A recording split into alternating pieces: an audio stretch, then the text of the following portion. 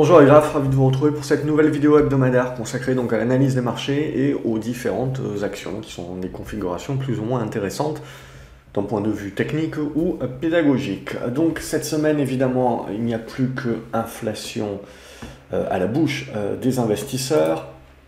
Ma foi, quelque part, c'est quelque chose qui se construit déjà depuis une bonne année et ce que l'on a maintenant c'est la mise en place du consensus. Ce qui est intéressant et ce qu'il faut retenir, c'est qu'on voit bien donc du coup la résilience d'indices qui ont un peu plus de valeur value dans leur confection et donc la sous-performance des valeurs de croissance. Cette semaine, on a eu globalement le yo-yo qui se met en place et qui est normal. On ne dévisse pas d'un coup d'un seul, sauf météorite qui nous tombe sur le coin de la gueule ou Covid, bien entendu. Ce genre d'événements qui sont quand même assez rares. Là, globalement, voilà, c'est des structures qui se construisent. Il ne faut pas oublier, alors je vais certainement me répéter par rapport à tout ce qu'on a dit, mais globalement, c'est toujours la même chose. Il ne faut pas oublier que même si les taux remontent, même si la Fed de peur de l'inflation, et la BCE certainement lui emboîtera le pas dans quelques temps, fait son tapering, réduit ses injections et puis finit par augmenter les taux, alors que ce soit 3 ou 4, c'est pas bien important. Ce qu'il faut retenir, c'est que même si on est donc dans cette réduction un petit peu et dans ce serrage de la vis, il faut bien se dire que même si on réduit les roulettes arrière du petit vélo de l'économie, on garde ces petits trous arrière. Donc il faut bien comprendre également que même si on a l'impression que ça impacte les marchés d'une manière assez importante, notamment les valeurs de croissance, que ça vous donne de la volatilité, c'est normal, mais il faut bien intégrer aussi qu'on est dans un monde qui va également rentrer dans un entre-deux. C'est-à-dire, on est en train de corriger maintenant certains excès de l'open bar en anticipant que cet open bar va avoir quelque part une heure de fermeture. Et quand ce n'est plus un open bar, mais c'est un petit peu comme si on vous donnait quand même 10 coupons pour aller boire. C'est plus un open bar, mais vous pouvez quand même vous bourrer la gueule bien comme il faut avec. Donc, ce qui est important de comprendre, c'est ça pour moi. Pour éviter... Pourquoi? C'est pour éviter d'être toujours 0 ou 100. Pour moi, la plus grosse erreur que l'on peut faire en bourse, c'est d'être soit convaincu que ça ne peut que monter, soit convaincu que ça ne peut que descendre. La vérité est toujours au milieu, et donc dans sa gestion également du risque, la vérité est toujours au milieu. Donc c'est-à-dire, il ne faut pas croire que les valeurs de croissance maintenant sont bonnes à jeter. Au contraire, il y aura certainement des rebonds à faire, et les rebonds seront au prorata des baisses que ces valeurs-là ont connues. Bien entendu, il va falloir être beaucoup plus sélectif, on en avait déjà parlé, et les gérants sont eux-mêmes beaucoup plus sélectifs et intègrent donc plus de valeurs défensives.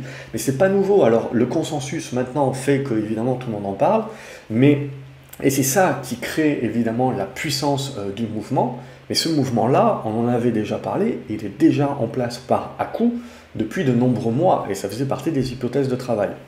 Donc ça aussi, voilà, il faut faire attention du coup à suivre le consensus et à se dire maintenant je me mets que sur des valeurs value. Non, ce qui va être intéressant, c'est qu'on peut avoir justement du rebond technique qui se met en place sur les valeurs de croissance et les valeurs value qui soufflent, les valeurs value entre guillemets également les cycliques, qui soufflent également et qui se mettent à construire. C'est ce qu'il va falloir voir justement dans les constructions. Pourquoi? Parce qu'on va continuer à jouer à la patate chaude.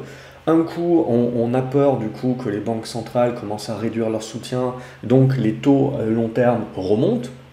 Mais il ne faut pas négliger également que, alors même que tout le monde vous parle d'inflation, on est probablement en train d'atteindre le pic. Et cette inflation transitoire, elle est toujours, c'est juste que c'est plus long, c'est juste que plus vous avez le Covid et plus on est toujours dans le whatever it takes des gouvernements et des banques centrales qui, même si elles vont réduire, même si on va réduire les aides, etc., c'est quelque chose qui va se faire de manière graduelle et de manière lente. Donc, quelque part, on a toujours le consommateur qui a toujours énormément d'épargne et qui doit pouvoir consommer. Et pour moi, c'est ça tout l'enjeu de cette année-là. C'est finalement ne pas réfléchir inflation, ne pas réfléchir taux, mais réfléchir croissance. C'est ça qui va être le nerf de la guerre, parce que le gros enjeu des banques centrales, finalement, c'est pas tant que ça de contrôler l'inflation. Euh, et, et- et au niveau des taux, oui, les taux remontent, mais avant qu'ils remontent à un niveau qui fait que les actions sont plus intéressantes par rapport à du taux sans risque, et donc il n'existe plus de prime de risque aux actions par rapport à juste acheter bêtement des obligations et donc rester protecteur, on est toujours donc dans l'aspect TINA.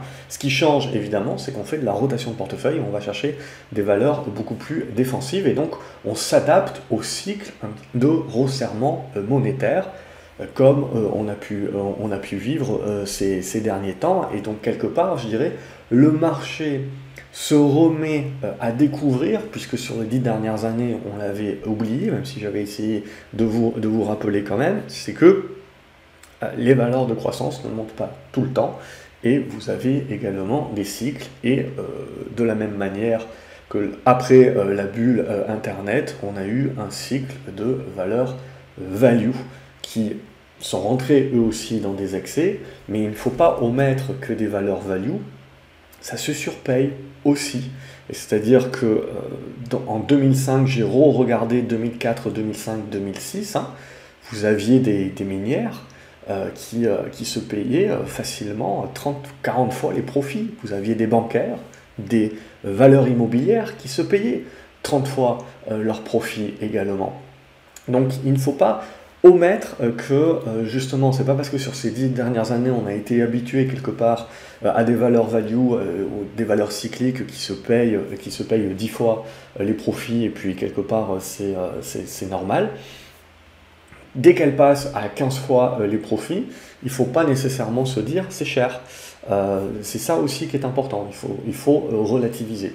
Donc une fois qu'on a dit ça, il faut bien comprendre un petit peu tout le dilemme de cette année 2022, c'est-à-dire l'inflation et les taux, oui, mais c'est très certainement transitoire et ça ne va pas nous faire arriver à des niveaux aujourd'hui qui vont pousser drastiquement les banques centrales à tout de suite resserrer en catastrophe. Je pense qu'on est en train de jouer la montre. Je pense que de toute manière, dans un monde où vous avez besoin d'énormément d'investissements et vous avez énormément de dettes, et vous avez un consommateur qui a énormément d'épargne, tout votre enjeu, justement, c'est continuer de motiver la croissance pour pouvoir résorber votre dette tranquillement et utiliser pour ça également des taux négatifs. Donc c'est-à-dire qu'on peut remonter un petit peu les taux court terme des banques centrales, on peut voir les taux long terme également remonter, mais pas trop. Et on interviendra si ça remonte trop ou trop vite, puisque évidemment ça commencerait à faire un petit peu plus mal. Le point donc principal pour moi qui va m'intéresser, c'est la croissance.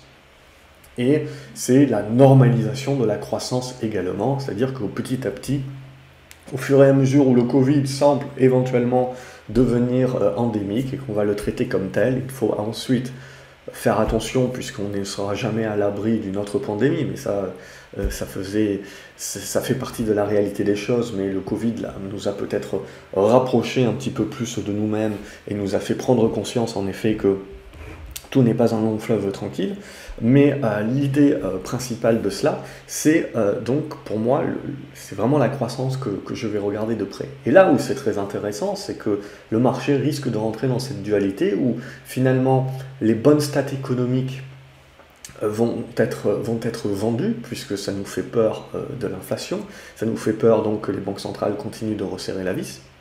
A contrario, si on va vers une normalisation plus forte, plus accrue que ce que l'on croit sur la croissance, finalement, ça cassera certainement la dynamique value cyclique et ça fera certainement revenir sur les valeurs de croissance parce que ça fera peur dans le sens où les problématiques inflationnistes, resserrage de vis des banques centrales ne sont plus vraiment à l'ordre du jour. Ce qu'on a peur, c'est qu'on n'ait pas suffisamment de croissance alors qu'on est dans un monde qui est très endetté et on a donc besoin de cette croissance pour continuer de résorber avec l'aide des taux réels négatifs. Donc pour moi, c'est vraiment la dualité et donc il faut s'attendre.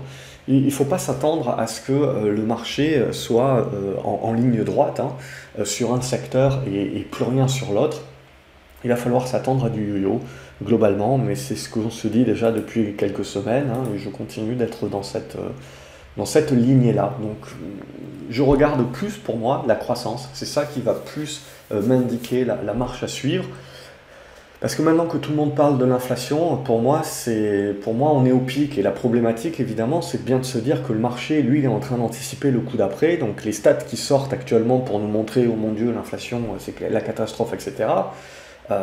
C'est quelque chose qu'on pouvait déjà anticiper et qu'on avait déjà entrevu il y a plusieurs mois de cela.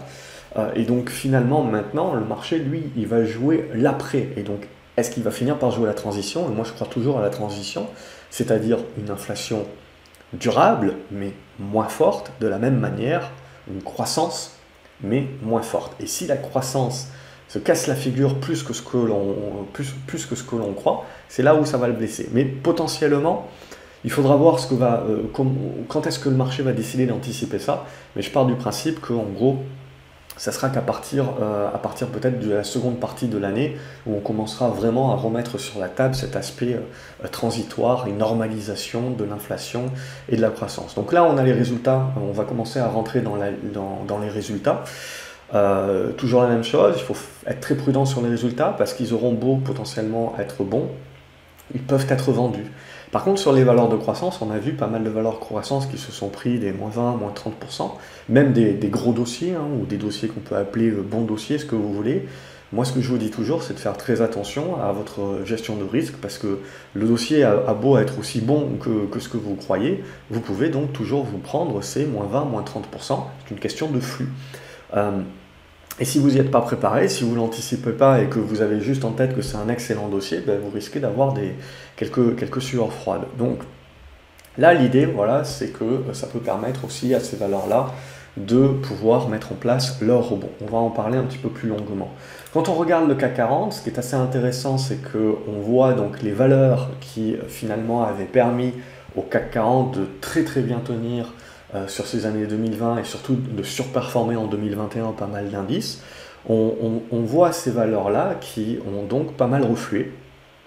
Mais pour autant, l'illusion des indices fonctionne encore, puisque ce qui est très intéressant, c'est que la consolidation de ces grosses valeurs momentum ont été suppléées par le rebond des valeurs value et cycliques dont on avait pu parler, ce qui permet au CAC 40 de ne pas être dans une forme olympique, hein, au niveau du graphique, ça reste quand même un petit peu fragile, du point de vue court terme, mais ça reste quand même la tête au-dessus de l'eau à ce stade-là. Bien entendu, quand je vous dis il faut regarder la croissance et faire attention si jamais le marché a peur que cette croissance ne soit pas suffisante dans les mois à venir, il faut faire très attention, comme je vous ai dit, à ne pas être maintenant all-in sur des valeurs value et des valeurs cycliques, à ne plus croire du tout aux valeurs de croissance et à ne jamais oublier cette question de flux, c'est que si les valeurs de croissance et les GAFAM, et donc les valeurs sur lesquelles finalement tous les portefeuilles étaient surpondérés, si on continue de les attaquer, etc., ça crée des appels de marge, etc., et à un moment donné, les portefeuilles peuvent être obligés d'aller même vendre les positions de couverture ou les positions défensives, et donc en gros, c'est là où vous avez une contamination sur l'ensemble du marché. Pour l'instant, on n'en est pas encore là, mais ça aussi, c'est un autre aspect d'une question de flux qu'il faut garder en tête. Alors, je me répète certainement, si vous regardez ces vidéos-là chaque week-end, mais je pense que c'est un élément assez important.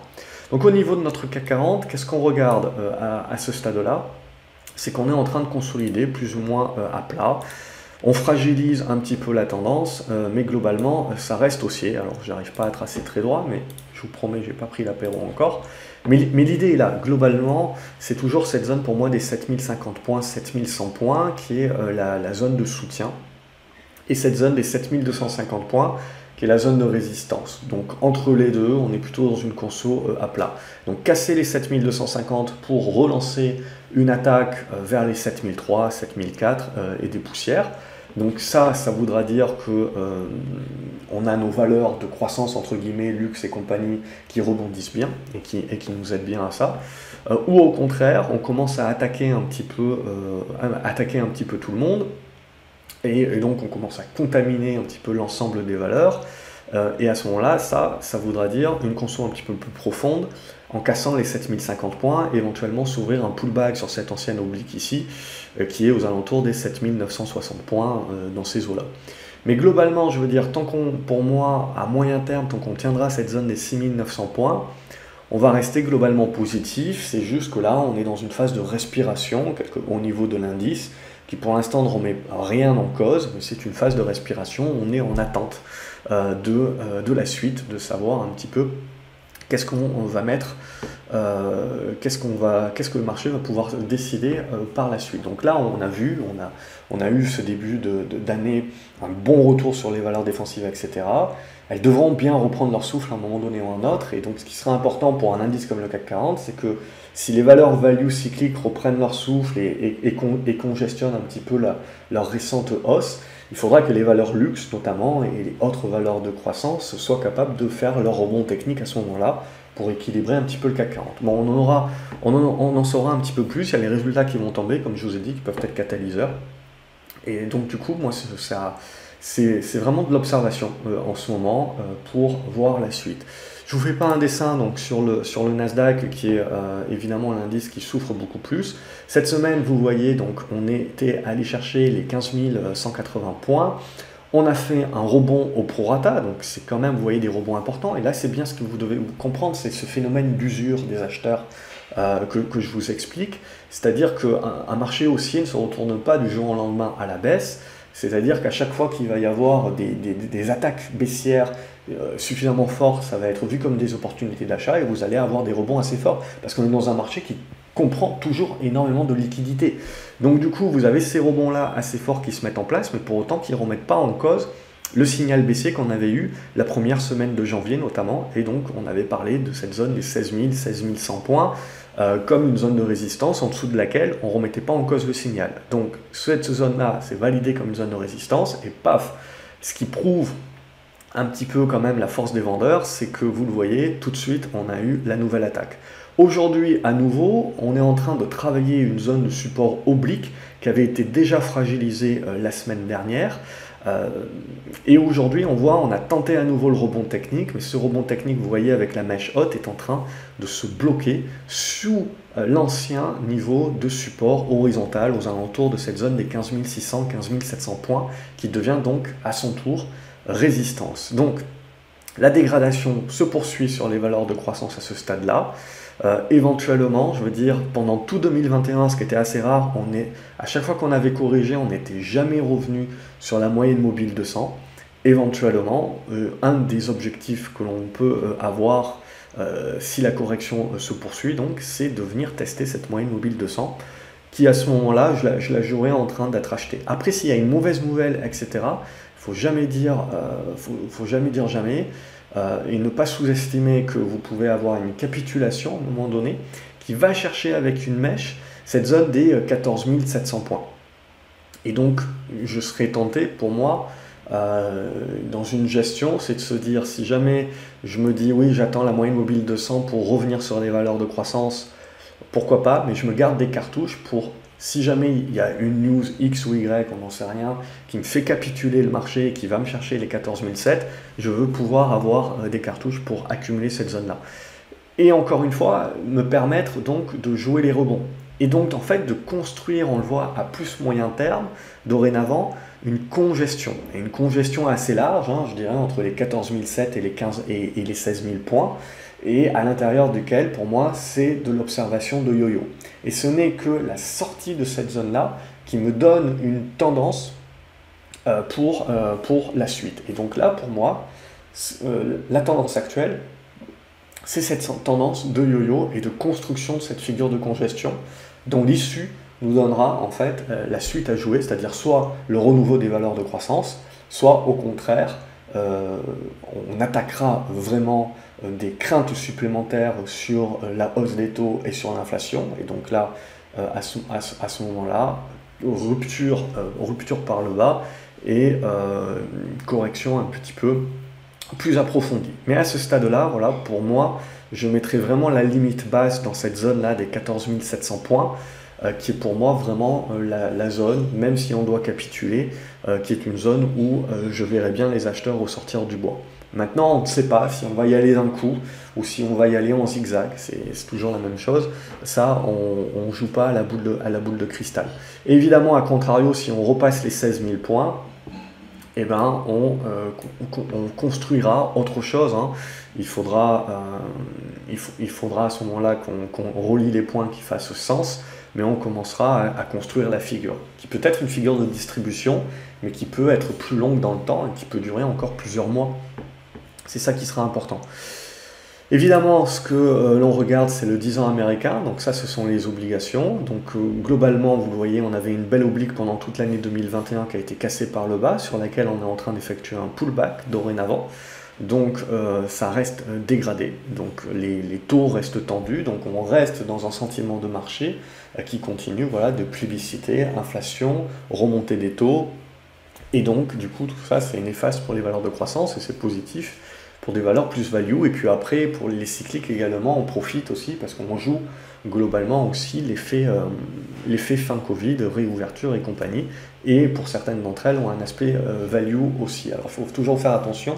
Faut pas, si vous avez les taux qui remontent trop fort également, il faudra faire attention aux valeurs qui sont certes value, mais qui sont très endettées. Il faudra là aussi faire un petit peu du tri et de la sélection.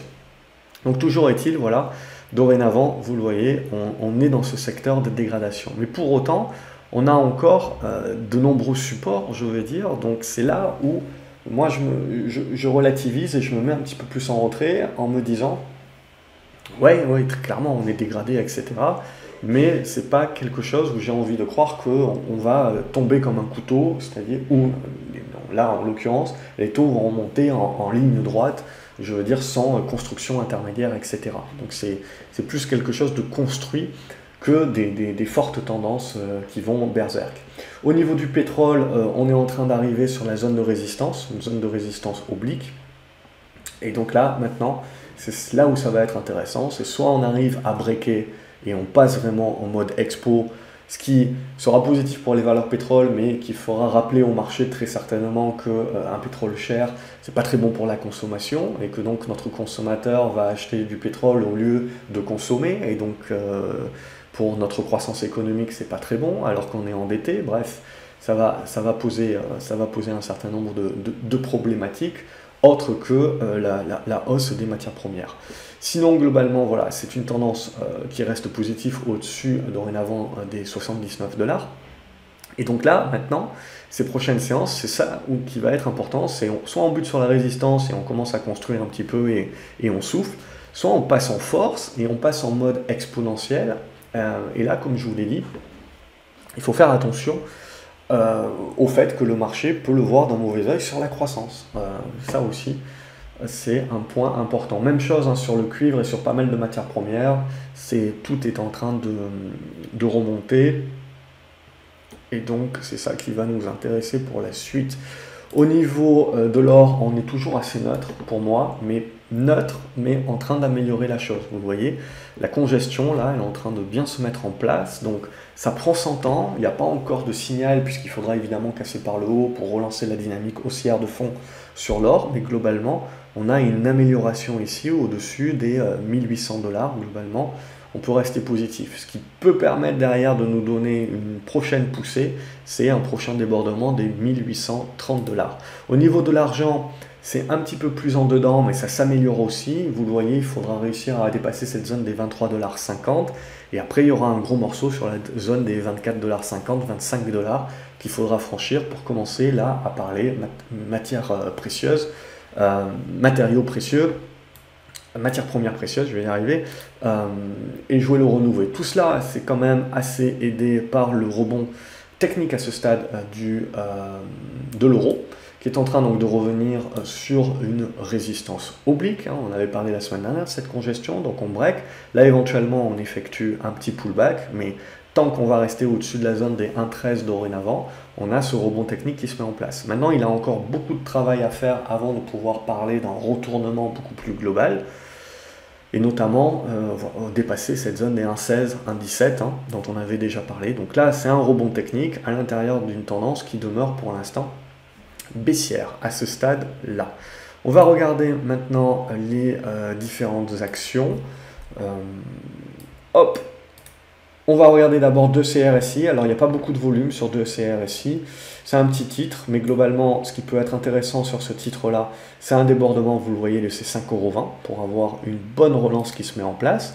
Valeur ADP, valeur cyclique, etc. donc qui fonctionne très bien. On voit ADP qui revient chercher sa résistance oblique et qui la casse, et donc qui revient chercher maintenant des résistances horizontales pour les travailler. Si on arrive à passer, je pense honnêtement pouvoir jouer la fermeture de ce gap ici, sur les 133 € à 136 €, 137 pour arrondir. Là aussi, à un moment donné ou à un autre, voilà, vous pouvez avoir de la consolidation, mais globalement, on a le retournement qui est bien acté. Air France, malgré le fait qu'il y a une augmentation de capital, etc., ça congestionne plutôt bien. Hein. On a une bonne congestion qui se met en place ici. Alors voilà, l'épée de Damoclès, c'est l'augmentation de capital. Mais globalement, sur débordement des 4,50 € si on doit s'en tenir qu'au graphique, ça peut là aussi donner un assez joli retournement de tendance. Amazon, donc, qui était assez faible, déjà on en avait parlé pendant de longues semaines, a fini par casser par le bas, est en train de revenir travailler, vous le voyez, des niveaux de soutien horizontaux. Et donc, globalement, c'est ça qu'il faudra observer. La capacité de casser cette oblique-là et permettre un rebond, donc qui permettra une reprise de souffle un petit peu de ces matières, de ces valeurs de croissance, mais voilà, sans remettre en cause la dégradation, tant que vous ne repassez pas, vous voyez, cette zone est 3400 $. Apple a une situation légèrement différente, c'est que la tendance à elle est toujours très propre, mais par contre, regardez, c'est ça qui est très intéressant, on a cassé ici la moyenne mobile 20, on est venu chercher le support oblique, on rebondit, mais on s'en sert ici comme de résistance. Donc dorénavant, c'est votre pivot, et là, on peut zigzaguer dans cette zone-là. Si on casse par le haut, bon, ben on continue de se donner du souffle et on continue d'être vers le haut du panier, donc c'est une tendance haussière de fond. Si on commence à casser par le bas, notamment cette zone des 165 $, c'est là où on peut revenir chercher la zone des 158. Alors certes, vous ne remettez pas en cause la tendance de fond, hein, qui reste haussière sur Apple, mais ça sera une pression, vu sa pondération, ça sera une pression supplémentaire sur le Nasdaq. Et donc, si vous cassez ici par le bas, c'est là où on engage pour moi le côté capitulation, avec les 14 007, hein, 14 008, on verra en affinant, ça dépend quand est-ce qu'on va se décider, si jamais tel est le scénario qui est choisi par le marché. En tout cas, c'est cette zone-là. Après, voilà, des valeurs comme ArcelorMittal qui n'ont pas fait dans la détente, c'est consensus. Hein. C'est-à-dire, vous avez l'hypothèse de travail, et là maintenant, tout qui fait consensus, et donc c'est là où vous avez les exponentielles qui se mettent en place. Et on voit donc le break, vous le voyez, historique, hein, de cette résistance importante, des 30,50 € là, qui lâche maintenant du lest. Alors là aussi, on peut se dire éventuellement ça va souffler un petit peu, il faut se préparer, sans pour autant remettre en cause le scénario et les tendances sur ces valeurs value, il faut se préparer quand même à un moment donné ou à un autre à ce que ça souffle un petit peu plus. Atos, que l'on peut considérer comme une valeur value, mais qui reste une grosse tendance baissière à ce stade-là, pour l'instant, le rebond, vous voyez, n'arrive pas à dépasser les 32,60 €, 50, donc ça reste du rebond technique, et vous avez eu le profit warning en début de semaine. Voilà, pas de bol. C'est le jeu, mais en même temps, c'est une tendance baissière, et donc là, maintenant, éventuellement, il peut y avoir du rebond technique, mais c'est pas moindre risque. Donc c'est uniquement, voilà, si on est dans la capacité de bloquer du capital, d'anticiper certaines positions, mais ça n'intéressera pas la majorité des gens. Sinon, ce qui est très intéressant, c'est au niveau semi-conducteur, c'est quand même très résilient. Donc c'est là où l'illusion des indices fonctionne également, c'est-à-dire que on voit sur des indices comme le Nasdaq, etc., où ça commence un petit peu à être un petit peu dans le dur. Mais derrière, quand on prend au cas par cas, alors il y a certaines valeurs qui sont fait complètement démonter, mais ça fait des mois qu'elles se font démonter et elles continuent.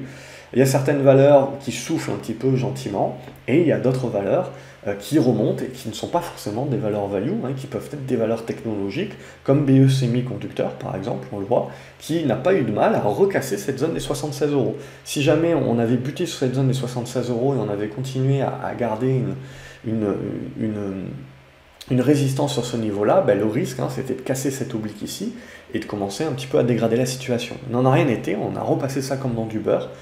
Donc dorénavant, ça vous sert de pivot. 75 €, c'est votre niveau pivot au-dessus duquel on tente de jouer les relances. Bon, il y a quelques petites valeurs qui sont assez intéressantes comme Biocorp, là, ici. Surtout si vous dépassez cette zone des 31 euros, ça peut permettre éventuellement de lancer un nouveau break. Vous avez Carbio également, qui se cherche un petit peu plus. Alors il faut peut-être le voir comme ceci. Pour l'instant, on n'arrive pas à breaker, vous voyez, cette zone des 42 euros, qui sera vraiment le niveau à breaker. Donc si on ne veut pas anticiper, c'est vraiment 42 euros à casser pour jouer le retournement. Si jamais ça recasse ici les moyennes mobiles par le bas, il vaut mieux ne pas patienter. Carrefour qui revient, vous le voyez, chercher appui sur ses anciens sommets qui servent de support, donc éventuellement pour la relance. Donc là, c'est des valeurs qui restent défensives. Serinov, c'est une petite valeur également, mais la spécu est en train de prendre éventuellement. Donc un débordement, là on le voit, de cette zone des 1,65 peut être pas mal pour lancer un petit peu les festivités. CGG qui continue de rester propre, hein, comme pas mal de valeurs pétrolières. Donc on était allé chercher le niveau de résistance et qu'on est en train de passer et de se servir comme support, ce qui prouve que la tendance est quand même encore puissante, encore forte. Là aussi, éventuellement, on peut avoir de la conso, mais globalement, cette zone-là, ici, sur les 71 centimes d'euros à peu près, c'est un bon niveau de soutien au-dessus duquel tout retour peut être éventuellement mis à profit pour jouer le départ. Claranova a continué de faire un gap haussier, etc., venu chercher la résistance, est en train de consolider gentiment, là aussi. On a un retournement petit à petit qui se met en place tant qu'on est au-dessus des 5,70 €, 5,80 €. Crédit Agricole, donc au niveau des bancaires, ça fonctionne plutôt bien aussi. Elles aiment bien quand les taux remontent. L'idée, ce qui va nous intéresser ici maintenant, c'est que là aussi, on peut avoir de la consolidation. Pour autant, on voit, on a une belle dynamique. Donc les valeurs bancaires continuent à bien supporter le marché et un indice comme le CAC 40. Donc ça reste très value. Dolphin, ça c'est beaucoup plus spéculatif. Mais l'idée c'est de jouer éventuellement une spéculation, vous le voyez, sur cassure de cet oblique qui mérite d'être un petit peu mieux tracé. Mais vous avez compris l'idée. Donc éventuellement un peu plus de spéculation qui peut prendre. Attention, c'est un tout petit titre, donc c'est vraiment à réserver pour une petite poche du portefeuille. Egide qui continue d'être en retournement, rien de plus à dire là-dessus. C'est toujours propre comme retournement au-dessus des 1,30 €. Engie qui elle aussi continue de bien valider sa cassure d'oblique, pullback ici, pam, et on va chercher la résistance avec le gap Covid. Donc il y a toujours un très bon dividende, une bonne tendance, que demande le peuple. Eramé également, c'est toujours très propre. On a fait une nouvelle poussée depuis qu'on a cassé les 76 €. On est en train de revenir sur les plus hauts dorénavant. Donc il faudra voir un petit peu comment ça souffle, mais bon, ça reste une tendance qui est propre. Euronav, ce qui va nous intéresser, c'est une capacité de redéborder cette zone des 8,20 €, 8,30 €, 8,40 € pour tenter une relance avec, vous le voyez, les 7,90 € à tenir. Genoa qui était dans ce petit biseau ici, qui break par le haut. Donc là, il va falloir avoir assez d'impulsion pour relancer une attaque des 5 €. Mais en tout cas, c'est positif aussi. Au niveau de Harmony Gold, donc on a vu au niveau de l'or, ça s'améliore. Au niveau des minières, c'est en construction. Donc on est en attente, on est en train de congestionner. Donc pour l'instant, encore un petit peu de patience, mais ça va se décider incessamment sous peu. Si on arrive là à avoir une bonne impulsion comme ça, ce sera un très bon signal pour les minières qui rejoueront éventuellement un rôle de couverture. Et voilà, et maintenant on commence à arriver aux valeurs de croissance qui étaient les stars de la cote et qui se prennent des bonnes bennes, mais on ne passe pas de stars de la cote à pestiférer. Sauf grosse news bien entendu. Ce qui m'intéresse, c'est que il y a un moment donné, quand vous avez des purges comme ça, vous allez avoir un prorata en rebond. Allez, je pense qu'on est en train d'arriver dans la zone. Alors, il y a ces 1300 €, on le voit, il y a cette oblique ici qui est aux alentours des 1280. Bref, c'est à peu près dans cette zone-là.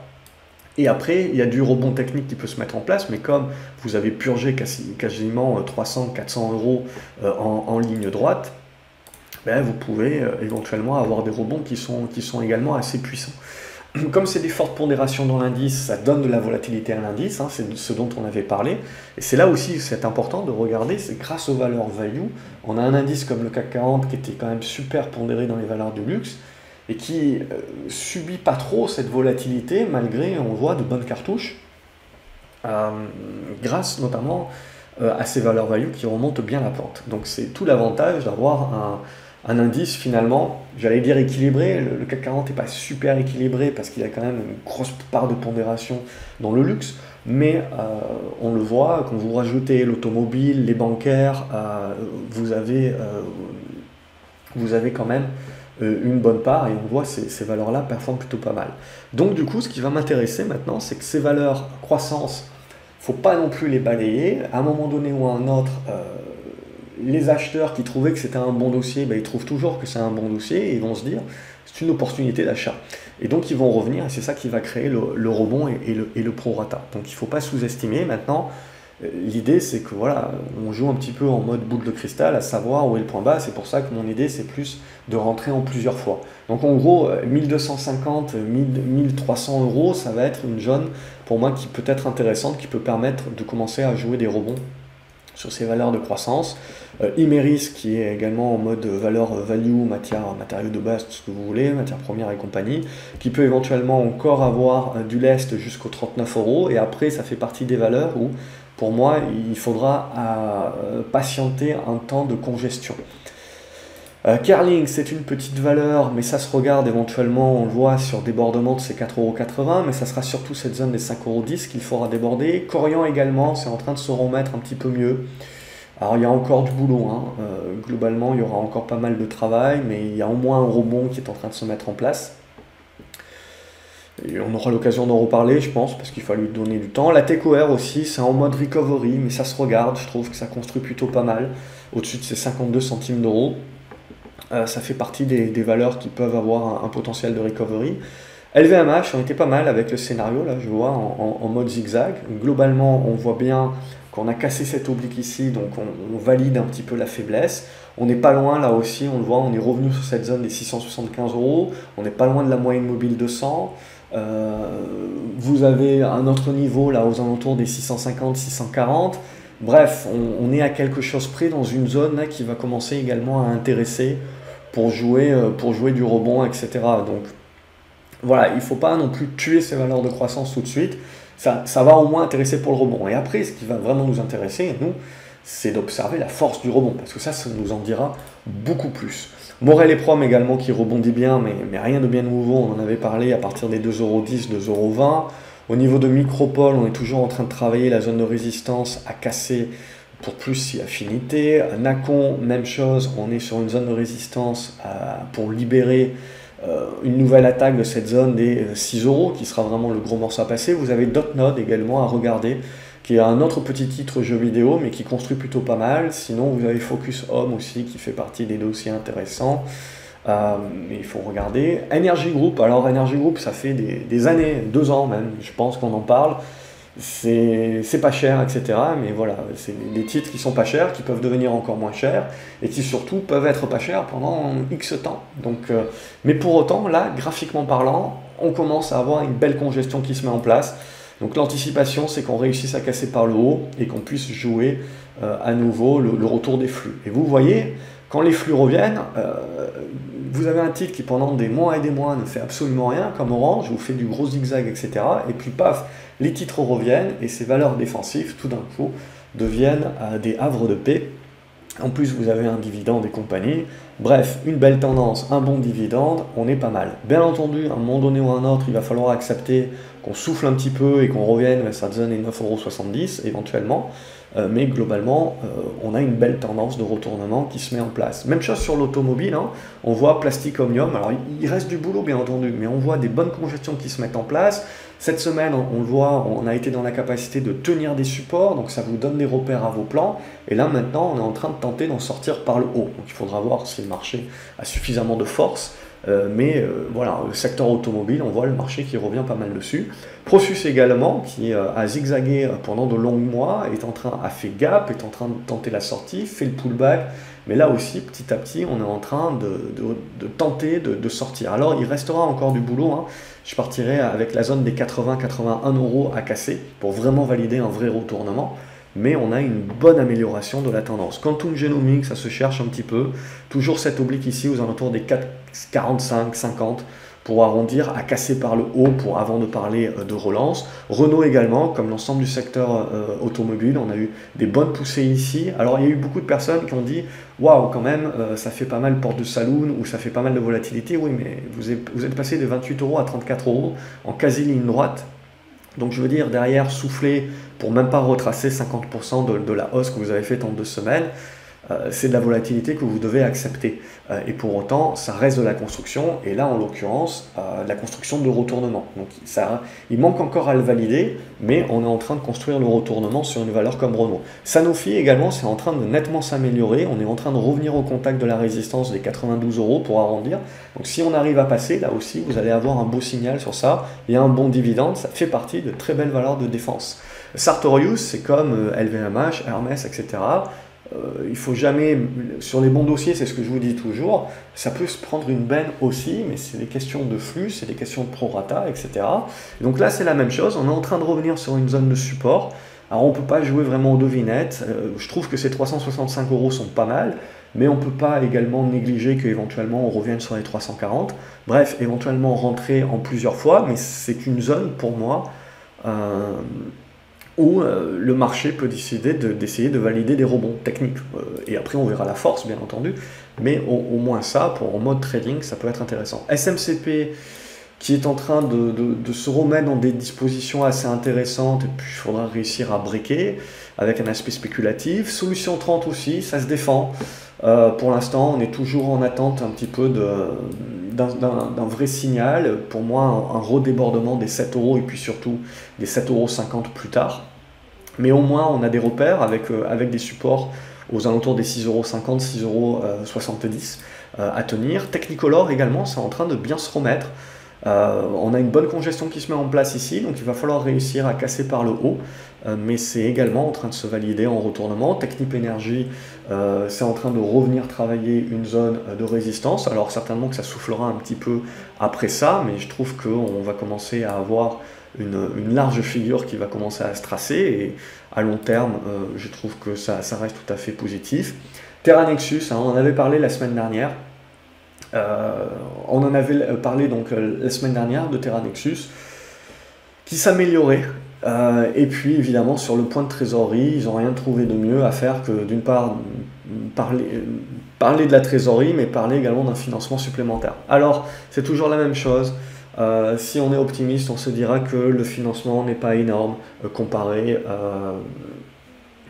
mais en même temps, les financements précédents n'étaient pas énormes non plus, et ça n'a pas empêché qu'il y ait une désertion complète sur ce titre, parce qu'il y a une perte de confiance, parce que quand vous promettez au marché que vous avez un deal qui est imminent, et que ensuite vous dites non, ça sera plus tard, et puis après, plus de son, plus d'image, évidemment que ça devient problématique. Donc on continue d'être dans cette figure de biseau descendant, mais de naviguer sur le bas.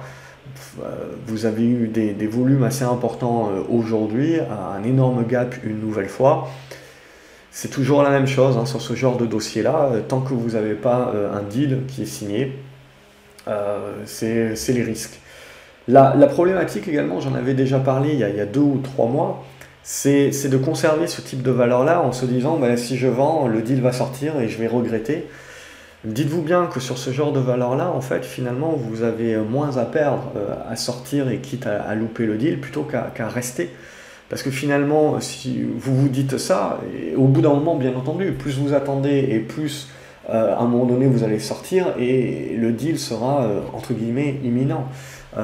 Mais si vous étiez sorti au premier coup, ou la première fois où vous vous êtes dit non, mais il va y avoir un deal, donc je vais garder, etc., et puis je peux accumuler, vous auriez beaucoup moins perdu que même aujourd'hui, même si vous avez deal, potentiellement vous ne retrouvez pas votre prix de revient.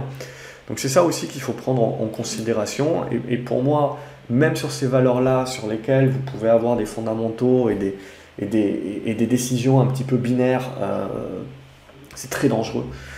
C'est très dangereux, surtout d'allouer des parts de capital trop importantes, hein, et je ne vous dis pas ça pour faire la morale, hein, moi aussi je fais ce type d'erreur encore aujourd'hui. Donc c'est ça qui est important vraiment de comprendre, c'est que le graphique, hein, le graphique est là pour vous aider. Finalement, le graphique, En finance, il n'y a pas d'amis, mais s'il y a un ami, finalement, c'est le graphique. Alors parfois, évidemment, il y a une news qui tombe qu'on aurait pu anticiper de par des fondamentaux, mais c'est quoi? C'est une fois sur 10, une fois sur 20.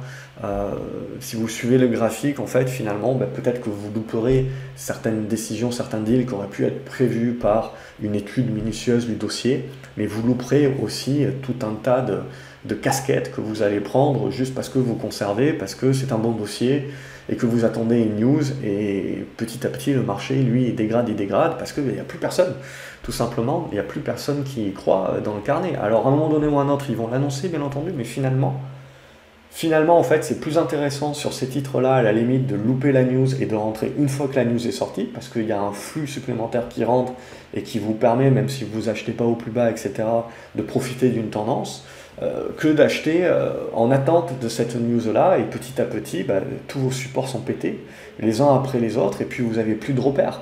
Et là, une nouvelle fois, on avait ces 4,30 €, on va chercher les 3,80 €, alors il faut remonter à 2020, à début 2020, mais après, est-ce que c'est suffisant? Sinon, parce qu'après, il y a les 3,30 €, il y a les 2,90 €, les 2,50 €, enfin, jusqu'où on va, on n'en sait rien, c'est impossible. C'est impossible de savoir. De la même manière que ce support oblique, est-ce que dès lundi, on ne le fait pas péter? J'en sais absolument rien. Donc voilà, c'est très dangereux. Malheureusement, voilà, on avait une bonne tentative ici, et ils sont venus...